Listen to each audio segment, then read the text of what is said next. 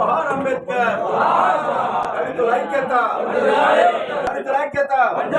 SC వర్గీకరణ వెంటనే రద్దు చేయాలి. ఎస్సీ వర్గీకరణ వెంటనే రద్దు చేయాలి. TDP, TDP, Janasena, Congress, Congress, YCP, YCP, BJP, మన సామాజిక వర్గంపై కుట్ర చేస్తున్న అన్ని రాజకీయ పార్టీలకు, అన్ని రాజకీయ పార్టీలకు, అన్ని రాజకీయ పార్టీలకు చంద్రబాబు, చంద్రబాబు, చంద్రబాబు, జగన్ రెడ్డి, జగన్ రెడ్డి, పవన్ కళ్యాణ్, పవన్ కళ్యాణ్, రేవంత్ రెడ్డి, రేవంత్ రెడ్డి, మోడీ, మోడీ, మోడీ, జగన్ రెడ్డి.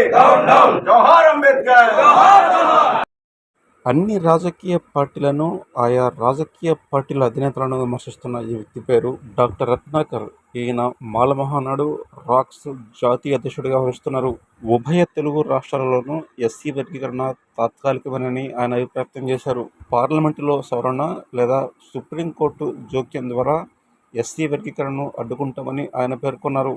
ఇదే విషయమై ఆయన బీజేపీ ప్రెస్ క్లబ్లో ఏర్పాటు చేసిన మీడియా సమావేశంలో మాట్లాడుతూ, జస్ట్ పీనట్స్, వందలో నలుగురికే బెనిఫిట్ జరుగుతుంది మిత్రులారా. అంటే ఈనాటికి కూడా ఎస్సీ లిస్ట్లో ఉన్నటువంటి ప్రజలందరూ కూడా 96% బాటమ్ లెవెల్ ఉన్నాయి సార్. అక్కడే పల్లెటూళ్ళలో పేదరికంలో మరి అలాగే క్యాస్ట్ డిస్క్రిమినేషన్ పేరుతో నలిగిపోతా ఉన్నారు మిత్రులారా. 96% పేదలు ఈనాటికి అలాగే ఉన్నారు. మనకి ఇచ్చేటటువంటిది కేవలం రిజర్వేషన్ బెనిఫిట్.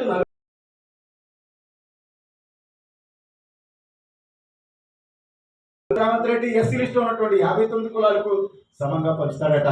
మోడీ గారు అయితే దేశవ్యాప్తంగా ఉన్నటువంటి 1108 ఎస్సీ కులాలకు ఈ 4 మరి ఇచ్చేటటువంటి సీట్లను సమంగా పంచుతారట మిత్రులారా.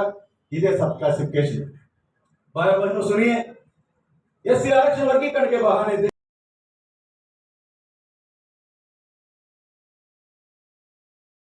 లోక్తాంత్రిక లడై करनी चाहिए.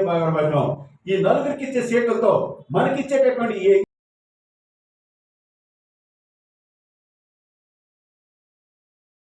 కన్నెత్తి చూడకుండా ఉండేందుకు గాను ఈ యొక్క ఎస్సీ వర్గీకరణని తెర మీద తీసుకురావడం జరిగింది మిత్రులారా. ఇది ఒక తెలుగు రాష్ట్రాల్లో మానవుల మీద టార్గెట్ కాదు. ఓవరాల్ గా దేశంలో ఎస్సీ లిస్టులో ఉన్నటువంటి 1108 ఎస్సీ కులాల్లో ప్రతి ఎస్సీ కులాన్ని తొక్కేసేటటువంటి కార్యక్రమం ఇది బీజేపీ అలాగే మరి మోడీ చేస్తున్నటువంటి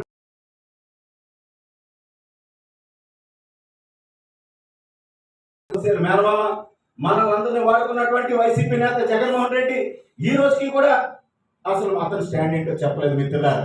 ఈ రోజుకి కూడా నేను ఎస్సీ వర్గీకరణకు సపోర్ట్ చేస్తున్నానా లేదా అనేటటువంటి విషయాన్ని తెలియజేయలేదు. మరి ఇంతవరకు చెప్పలేదు మిత్రులారా. చంద్రబాబు నాయుడు అయితే డైరెక్ట్ గా మనకి శత్రువుగా వ్యవహరిస్తా ఉన్నాడు. మేనమామ అయితే ఇండైరెక్ట్ గా మనకి శత్రువుగా వ్యవహరిస్తా ఉన్నాడు మిత్రులారా. అన్ని రాజకీయ పార్టీలు కూడా జనసేన, టీడీపీ, వైసీపీ, కాంగ్రెస్ అందరూ కూడా ఈ యొక్క కుట్రపూరితమైనటువంటి ఎస్సీ వర్గీకరణకు మద్దతు పలుకుతా ఉన్నాయి. కాబట్టి అన్ని రాజకీయ పార్టీలు మన సామాజిక వర్గానికి వ్యతిరేకంగా పనిచేస్తున్నాయి. కాబట్టి మనమంతా ఎదుర్కోకపోతే, మనమంతా ప్రజాస్వామ్యతంగా పోరాటం చేయకపోతే ఈ తెలుగు రాష్ట్రాలు అనగనగా ఒకప్పుడు మాల సామాజిక వర్గం, మాల జాతి ఉండేది అని చదువుకునేటటువంటి పరిస్థితులు వస్తాయి మిత్రులారా. మన చదువుకున్నటువంటి వ్యక్తులు, రిజర్వేషన్ బెనిఫిట్ పొందినటువంటి మాల సామాజిక వర్గానికి చెందినటువంటి వ్యక్తులు మనకెందుకు అని చెప్పేసి వదిలేశారు మిత్రులారా. కేసులకు, జైళ్లకు భయపడి వాళ్ళంతా కూడా సైలెంట్ అయిపోయారు. నేను దేశవ్యాప్తంగా, రాష్ట్ర వ్యాప్తంగా ఉన్నటువంటి మాల సోదరులందరికీ నేను ఇచ్చే పిలుపు ఒకటే, మీరంతా ఎక్కడైనా బయటకు రండి. ఏమొచ్చినా సరే నేను ముందు నడిపిస్తాను.